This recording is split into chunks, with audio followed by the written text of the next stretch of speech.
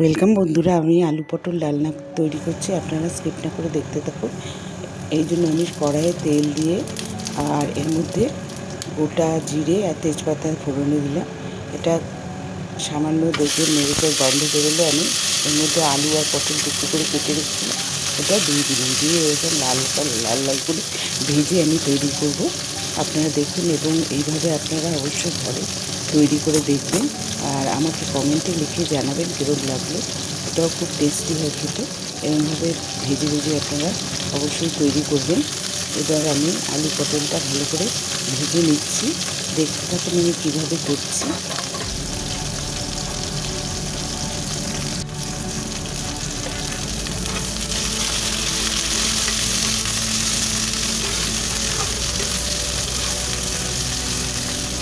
ভাজা ভাজা হচ্ছে, এখন নেড়ে চেড়ে তৈরি করছি।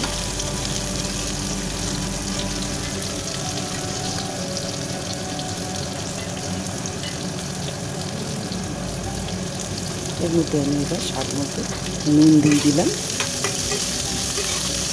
নুনটা যাতে মিশে যায় ওই জন্য সব আবার সঙ্গে ভেজে মিশিয়ে দিচ্ছি।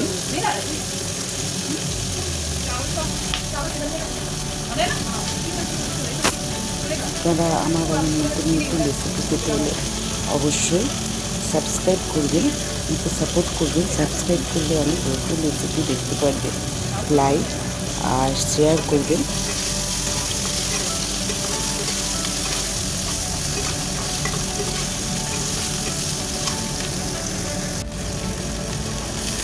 এরপরে আমি সামান্য এর মধ্যে আদা দিয়ে দিলাম। আদা পেস্ট দিয়ে দিয়েছি, দিয়ে আবার মিশিয়ে দিচ্ছি।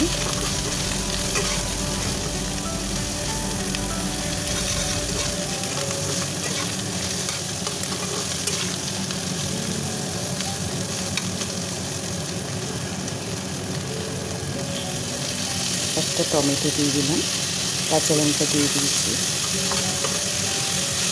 4-5টা কাঁচা লঙ্কা দিয়েছি। এবার আমি এর মধ্যে হলুদ গুঁড়ো, লাল লঙ্কা গুঁড়ো, ধনে গুঁড়ো, জিরে গুঁড়ো সব মশলা এর মধ্যে দিয়ে দিলাম।